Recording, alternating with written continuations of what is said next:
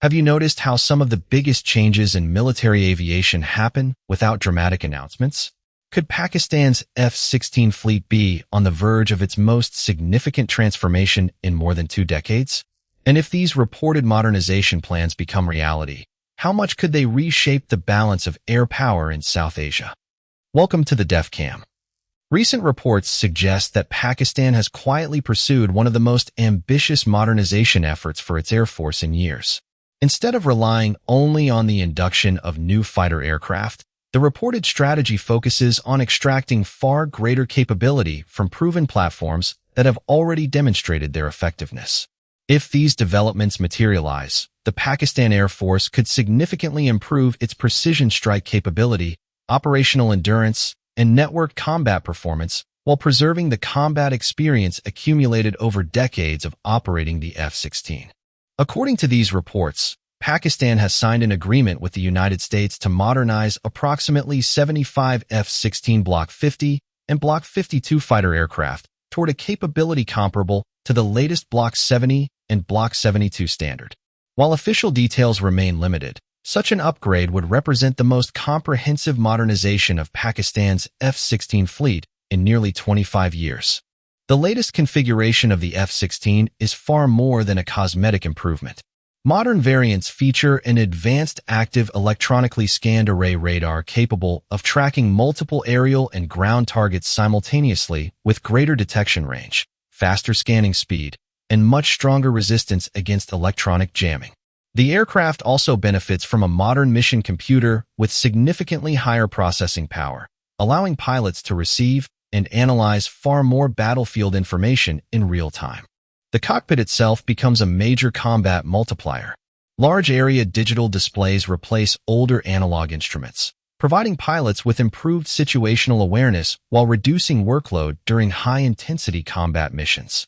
Advanced navigation systems, modern communication equipment, improved electronic warfare suites, and upgraded data links allow the aircraft to operate more effectively alongside airborne early warning aircraft and ground-based command networks. Another important area involves structural improvements. Modernized F-16 aircraft receive airframe enhancements that extend service life, allowing thousands of additional flying hours before retirement. This means the aircraft can remain operational for decades while incorporating new generations of sensors and precision weapons.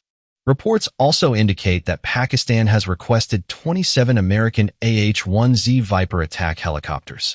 Although official confirmation remains limited, the addition of these helicopters would substantially strengthen battlefield support capabilities. The Viper carries advanced electro-optical targeting systems, precision-guided missiles, rockets, and an integrated cannon designed for rapid engagement of armored vehicles, fortified positions, and moving targets. Its improved survivability systems and advanced networking features allow close coordination with ground forces under complex battlefield conditions. Another reported development attracting attention is the possible integration of the Turkish SOM family of air-launched cruise missiles onto Pakistan's F-16 fleet. One interesting aspect discussed by defense analysts is that this integration may not require direct access to the aircraft's protected operational software if suitable interface solutions are developed. This could provide Pakistan with greater flexibility when introducing non-American precision weapons while remaining within technical and legal limitations. The SLM cruise missile family represents one of Turkey's most advanced indigenous precision strike systems. Depending on the specific variant, these missiles are designed to engage hardened military facilities, command centers, strategic infrastructure, naval vessels, and other high-value targets from standoff distances generally reported between 270 and 300 kilometers. Flying at low altitude while following terrain features, the missile is designed to reduce detection opportunities and increase survivability against layered air defense systems. Equally significant are reports regarding the possible acquisition of 2 Airbus A330 multi-role tanker transport aircraft. Aerial refueling fundamentally changes the operational flexibility of any air force. Instead of returning to base after consuming fuel, fighter aircraft can remain airborne much longer, conduct extended patrols, escort strike packages over greater distances, and respond rapidly to unexpected operational requirements. Tanker aircraft also support humanitarian operations, strategic transport missions, and international deployments, making them valuable assets during both peace and conflict. When viewed together, these reported modernization efforts appear to follow a broader strategic approach.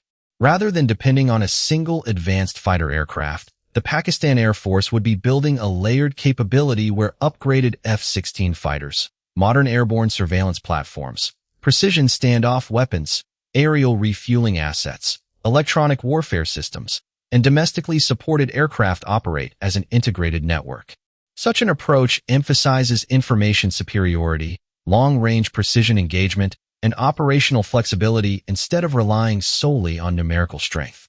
Comparisons are often made with regional air forces regarding the integration of foreign weapons onto imported aircraft.